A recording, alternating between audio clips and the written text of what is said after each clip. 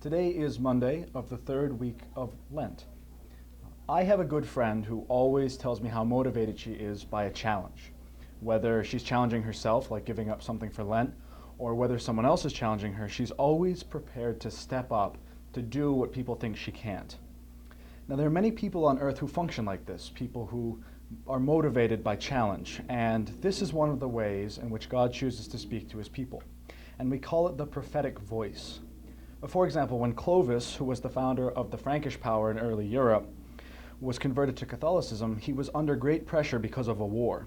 And the story goes that Clovis looked up and cried, "Jesus Christ, whom Clotilda asserts to be the Son of the living God, who are said to give aid to those in distress and bestow victory on those who hope in thee.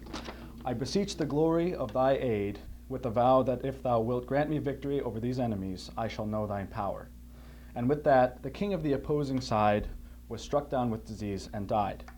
Now, we won't always get a result of that measure, like something that Naaman experienced. Naaman was the army commander for the king of Aram, and his challenge from God was to be able to function doing God's will without great presence, as Clovis experienced. Now, the same goes for Bartolomé de las Casas, who was a plantation owner under early American Spanish rule. Bartolomé de las Casas was inspired by God to be an advocate for the Native Americans and went as far as to write La brevísima historia de la destrucción de los indios, which roughly translates to The Brief History of the Indian People, which is an ironic title as the work was over 1,000 pages long. You see, God works in many ways to inspire us to do his will, and Lent is a great time to reflect and discover how he speaks to us. So even if God isn't speaking directly to you, think about someone who inspires you, whether it's a movie star, a baseball or football player, a public servant, a president, or even a relative.